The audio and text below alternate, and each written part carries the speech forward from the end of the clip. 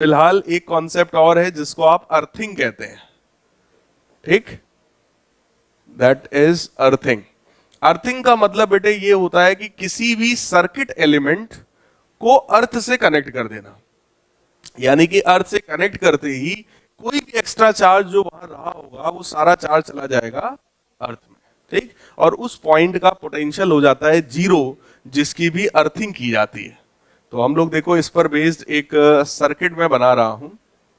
एक ये सेल है, एक ये सेल है, और एक इधर रेजिस्टेंस है, और इस पॉइंट की हम लोगों ने अर्थिंग कर दिया। ये ए है, ये बी है, ये सी है, ये डी है, ये E, and this point is F.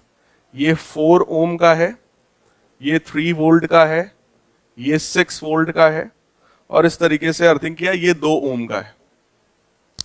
अब यहां पर हम लोगों से ये बोला गया कि हर एक पॉइंट का पोटेंशियल बताइए। Tell be potential of each and every point, सबका A B C D E F जितने भी पॉइंट्स हैं, इन सारे ही पॉइंट्स का हमें पोटेंशियल बताना है। क्लियर?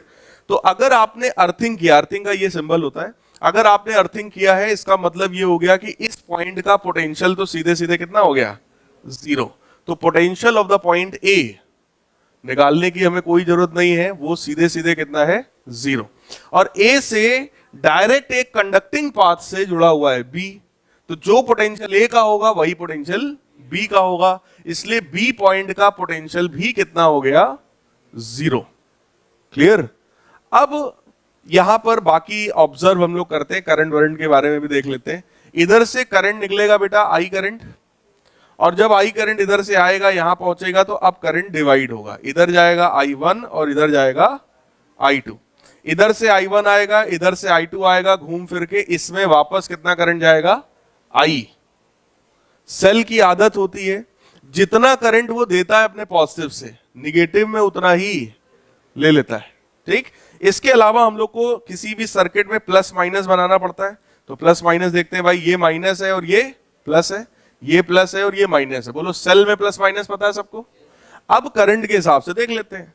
अगर करंट ऐसे जा रहा है तो बोलो ये प्लस है और ये माइनस है, हाई से लो, तो ये प्लस ये माइनस। ऐसे ही ये प्लस और ये माइनस, सारे प्लस माइनस हो चुके हैं। अब बेटा हमको पोटेंशियल चाहिए ई पॉइंट का, ई पॉइंट का पोटेंशियल चाहिए। कैसे मिलेगा ई पॉइंट का पोटेंशियल? उसके लिए तरीका है, बी से ई की तरफ आप बढ़ो, बी से ई की तरफ बढ़ो, तो बी पॉइंट का पोटेंशियल हम लिखेंगे वीबी। ठीक, ऐसे आप बढ़ेंगे तो बोलो माइनस की तरफ पहुंचे, तो माइनस करंट है आई और रेजिस्टेंस है 2, तो ये बन जाएगा -2i इज इक्वल टू आखिरी वाला पॉइंट कौन है, VE। ठीक है, बी पॉइंट का पोटेंशियल बोलो जीरो है, तो ई पॉइंट का पोटेंशियल हमारा आ गया, and that potential will be -2i। ठीक, एक एक करके हम लोगों को अगर आई की वैल्यू मिल जाएगी तो हम सारे ही पॉइंट्स का पोटेंशियल निकाल पाएंगे। क्लियर है? तो अब मैटर आकर के आई पे अटका है, तो उसके लिए हम लोग क्या करते हैं भाई, किरचॉफ्स रूल लगाते हैं। उसमें किरचॉफ के 2 रूल सिखाए थे आपको।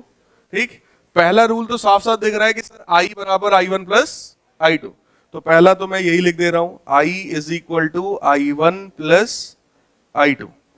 दूसरा रूल आप इस वाले लूप में लगा पाएंगे, KVL याद करो।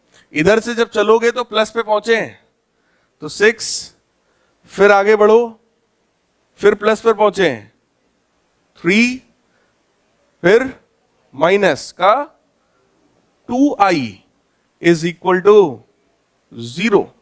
कुछ याद आ रहा है? सिखाया था ये। तो बोलो यहां से i की वैल्यू तो हमें यहीं से दिख रही है, 9/2।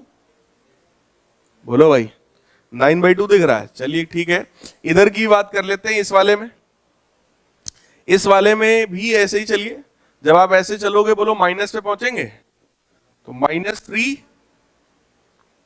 -4i2 is equal to 0। तो क्या I2 भी मिल गया? I2 कितना मिला, कितना मिला, -3/4, -3/4 एम्पियर I2। I कितना मिला, 9/2 यानी कि 4.5, है ना। और यहां से क्या मिलेगा, I1 कितना आएगा यहां से, I1 कितना आएगा भाई, I माइनस I2। I कितना है, I कितना है, 9/2 माइनस I2 -3/4, तो क्या हो जाएगा, +3/4। नहीं समझ में आई बात। तो भाई एलसीएम कितना आया, 4, ये बनेगा कितना, 18 + 3 कितना आएगा, 21/4 एम्पियर। बोलो, I1 और I2 सब पता है। तो फिलहाल पोटेंशियल बताओ हमें ई पॉइंट का, -2 ऑफ I कितना था, 9/2, तो माइनस कितना आया, पोटेंशियल ऑफ ई कितना आया भैया, -9 वोल्ट। एक ये आ गया आंसर, एक ये आंसर आ गया, और एक ये आंसर आ गया। क्लियर इतना। आगे बढ़ो, डी पॉइंट का हमें निकालना है अब। डी पॉइंट का बोलो पोटेंशियल कैसे आएगा, ई से बढ़ो डी की तरफ। ई का क्या लिखेंगे, वीई, प्लस पे पहुंचे, प्लस का 6 = वीडी। बोलो यार, वीई कितना है, -9 + 6 = वीडी। तो बोलो वीडी कितना आ गया, -3 वोल्ट। यहां का पोटेंशियल आ गया। अब इसका पता है तो वही इसका भी होगा, that is equal to VC. बोलो भाई, दोनों सेम कंडक्टिंग पाथ से जुड़े हुए हैं, तो दोनों का पोटेंशियल क्या होगा, सेम होगा। अगर C का मिल गया, अब बचा F का, तो F का भी वही होगा भाई, वो भी तो सेम पाथ से जुड़ा है। So potential of F is also -3 volt. Check करो क्या सारे पॉइंट्स का हो गया, A B C D E F।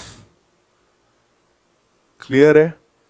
तो अगर सर्किट में कोई भी एक पॉइंट की अर्थिंग कर दी जाए, तो अर्थिंग का सिंपल मतलब तो एक ही है कि सर उस पॉइंट का पोटेंशियल हो गया 0, मतलब उस पॉइंट पर कोई भी एक्स्ट्रा चार्ज एक्यूमुलेट नहीं हो सकता।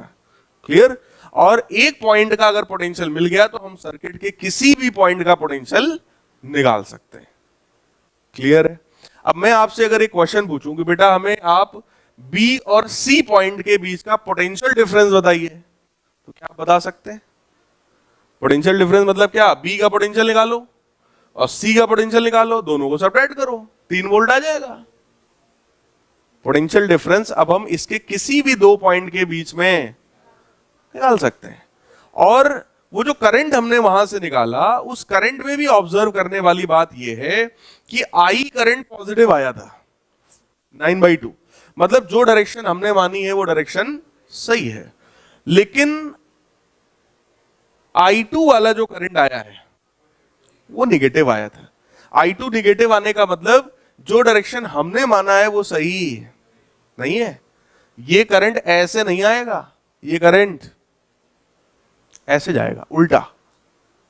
कुछ समझ में आया। इधर से करंट जाएगा, ये इसमें जाएगा ऐसे, और इधर से आएगा। तो अल्टीमेटली हो क्या रहा है पता है, इधर से करंट आ रहा है, इधर से करंट आ रहा है, और दोनों मिलके बीच में जा रहे हैं। कुछ बात समझ में आई। ये वाला सेल अगर करंट दे रहा है तो इसकी डिस्चार्जिंग हो रही है, बोलो। और ये वाला, ये भी करंट दे ही रहा है भाई देखो, दोनों में ऐसे जा रहा है ना, कोई भी सेल करंट इधर ही से तो देता है। तो ये भी करंट दे रहा है, ये अपनी डायरेक्शन में दे रहा है, बस इसका करंट दोनों मिलके ऐसे जा रहा है। कुछ समझ में आया। या फिर इसी चीज को तुम दूसरे तरीके से समझ लो, तुम कहोगे सर ये वाला मेनली करंट दे रहा था और जब करंट यहां पहुंचा तो दो पार्ट में बट गया, कुछ ऊपर गया और कुछ नीचे गया। जो नीचे गया वो घूम के ऐसे आया, जो ऊपर गया वो इधर से घूम के ऐसे आया। समझे ना?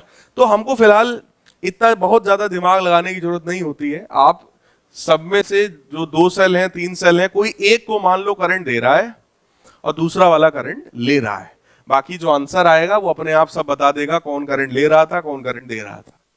क्लियर है? कोई डाउट हो इसमें तो बताइए भाई।